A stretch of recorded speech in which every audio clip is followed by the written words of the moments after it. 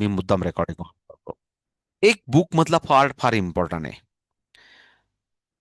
बुकमध्ये फक्त 4च पेज आहेत किंवा 2च पेज आहेत. लक्षात आहे मी काय म्हणतोय, आठवण मी लगेच दाखवतो.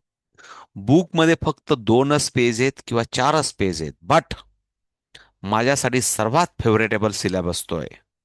अख्ख्या बुकमध्ये फक्त 2च पेज आहेत, पण तो एरिया माझ्यासाठी अर्धा क्लास.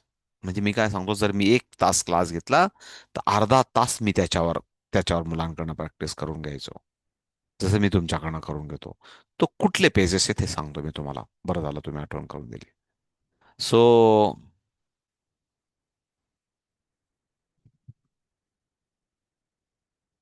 हा, इकडे बघा. पेज नंबर 43 आणि पेज नंबर 44 इकडे लक्ष द्या. आता पेज नंबर 43 वर काय आहे? पेज नंबर 43 वर आहे वीक 1. वीक 1, वीक 1 आणि वीक 1 म्हणजे वीक 1 मध्ये क्लासमध्ये झालंच पाहिजे. म्हणजेच काय, मुलं कानाने ऐकतील आणि अबॅकस टूलवर करतील. मुलं कानाने ऐकतील आणि मेंटली करतील. मुलं कानाने ऐकतील आणि बोटांवर करतील. म्हणजेच मी किंवा मुलांनी कानाने ऐकतील आणि टेबलच्या व्हॅल्यूज सांगतील. म्हणजेच मला सांगायचा अर्थ आहे, हा जो पार्ट आहे 43 नंबर आणि 44 नंबर, हा पुन्हा परत मला कधीतरी आठवण करून द्या. मी तुमचा तसा क्लासमध्ये इथं करून घेईल. मला आठवण करून द्या. म्हणजेच काय, इकडे लक्ष द्या. मी तुम्हाला सांगितलं, मी प्रत्येक मुलासमोर जायचो आणि त्याला सांगायचो, हे बघ हा पार्ट कसा युटिलाइज होतो. प्रत्येक मुलासमोर जायचो आणि त्याला सांगायचो, चल तू कुठल्या पेजवर आहे, 11 नंबर पेजवर आहे का? मी कुठेही बोट फिरवायचो, कुठं बी, चल हे कॅल्क्युलेशन करून दाखव मला. बोटांवर करून दाखव. ठीक आहे, बोटांवर केलं. चल हे कॅल्क्युलेशन मला फिंगरवर करून दाखव. Wow, okay. हे करून दाखव. कमीत कमी त्याला मी कमीत कमी 5-6 कॅल्क्युलेशन प्रत्यक्ष त्याला किती जमतंय, कुठं अडकतोय, कुठला फॉर्म्युला येत नाहीये, मी त्याला बोट ठेवून सांगतो, हे कर, हे कर, हे कर, हे कर, कुठलं पण. मग ते डे 1चं पण असू शकतं, डे 4चं पण असू शकतं, क्लास सेक्शन मधलं पण असू शकतो. पण त्याला कळलं पाहिजे की टीचर मला कुठलं पण विचारतात. म्हणजे फिंगरने कर, फिंगरमध्येच आन्सर लिही. टूलने केलं तर टूलमध्येच लिही. मग त्याला विचारायचं, घरी हे पूर्ण फिंगरने केलं होतं, टूलने केलं होतं? काही कार्यकर्ते असे आहेत, वरच्या फिंगरने केला का तेच आन्सर खाली टूलमध्ये लिहून देतात. किंवा टूलने केलं तर फिंगरमध्ये लिहून देतात. त्यांना म्हणा नाही, रफ करा, पुन्हा परत करा. मग आपल्याला लक्षात येतं की कोण जास्त फिंगरने करतंय, कोणी टूलने करतंय. ते क्वालिटीज राहतात, त्या ऑब्झर्वेशन करायचे आपण. पण आपलं भाग आहे त्याला संस्काराचा, संस्कार देत राहायचे. म्हणजे हे सर्व युटिलाइज करायचं, पुन्हा परत पुढच्याकडे बसायचं, तिसऱ्याकडे बसायचं, चौथ्याकडे बसायचं. लगेच अजून अजून अजून पण एक पॅटर्न सांगतो. मी एकाकडे बसलोय आणि आजूबाजूला 2 आहेत, तर त्या दोघांना सांगायचं, मी जेव्हा याला विचारतोय तेव्हा तुम्ही पण करा. मग त्याला सांगायचं 23, का त्या बुकमध्ये दिसतंय ना, 23+3+2, त्याला सांगायचं. मग त्या दोघांना पण करायला लावायचं. मग ते म्हणतात, टीचर माझ्याकडे आन्सर आहे, याला येत नाहीये. मग तुम्हाला लक्षात येतं. मग तेव्हा याला विचारतो तेव्हा अजून दोघांना पण आजूबाजूच्यांना करायला लावायचं. म्हणजे मी तुम्हाला जे सांगितलं ना, की मी ते ते 2 पेजेस, म्हणजे मला अर्धा क्लास, अर्धा तास मी मुलांना युटिलाइज करायचो.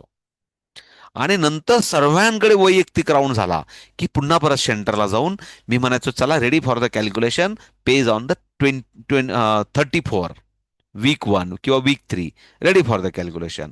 मग मी माझ्याकडे ॲज अ टीचर म्हणून मी 23ला, इकडे लक्षात द्या, तुम्ही गुड टीचर, तुमच्याकडे एक अजून सबस्टिट्यूट एक बुक बनवा, की मी जेव्हा मी जेव्हा वीक 5 मध्ये जाईल ना, तेव्हा मुलांना मी हेच 10 कॅल्क्युलेशन विचारणार आहे. टूलसाठी हे 5, फिंगरसाठी हे 5 आणि हे 5. मस्तपैकी टाचन बनवा. हे सांगायचं राहून गेलं, म्हणून मला पुन्हा परत आठवण करून द्या त्याची. परत एकदा मी हे तुम्हाला परत सर्व ताई असताना शिकवेल, अमृताताई. हे फार इम्पॉर्टंट आहे. बरं झालं तुम्ही आज चांगला पॉईंट मला माया मिस झाला असता. तर सांगण्याचा उद्देश असा, की तुम्ही 1 तास क्लास घेताय तर अर्धा तास तुम्हाला त्याच पेजवर फोकस करता येतात. मग तुम्ही म्हणा ना, मी की युटिलाइज कसा करू वेळ. मुलांचं बुक चेक करायचंय, मुलांना करायला लावायचं, पेंडिंग असेल तर कम्प्लीट करायला लावायचं, कॉमन प्रॅक्टिस घ्यायची, इंडिव्हिज्युअल प्रॅक्टिस घ्यायची, आजूबाजूंना करायला लावायचं, पुन्हा परत पुढे सर्व लोक पुन्हा करायला. युनिकनेस ठेवायचं. मुलं एंगेज ठेवता आले पाहिजे क्लासमध्ये. त्यांना माहिती पाहिजे कधी पण टीचर जातात. पुन्हा परत 15 मिनिटं झाले का सेट द झिरो करायचं मुलांना, सेट द झिरो, 22+22, लगेच ते सेट द झिरो त्यांना आवडतं लगेच. Set the zero. 9 - 6 - 2 + 5 - 4 + 8. Plus 20, again plus 20, -40, +9. Answer is Hari kirtan नाही होतं, तुम्हाला विचारत होतो मी. Hmm. Answer is answer is 19. त्या 19 आपल्याला ड्रॉ करता आला पाहिजे मुलांना. तुम्हाला पण या लेवलला जायचंय. अश्विनीताई, तुम्हाला पण या लेवलला जायचंय. म्हणून ते 4 बुक दिलेत. मग कंजूशी करू नका. टाका त्यांना, उकडा उद्यापासून. खरं खरं नका उकडप, चहापत्तीच्या ऐवजी टाकू. तेवढी मेहनत करावी लागेल त्यांच्या. Okay.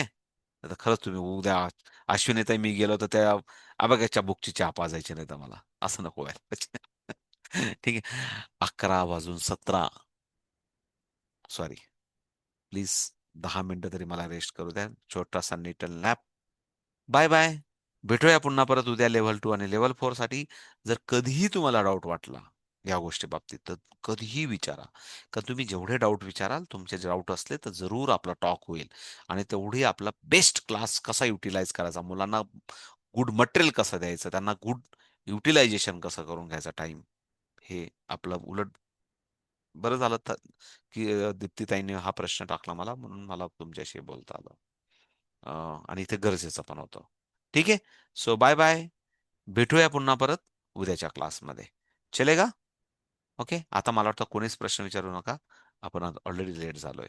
Okay. Bye bye. Okay.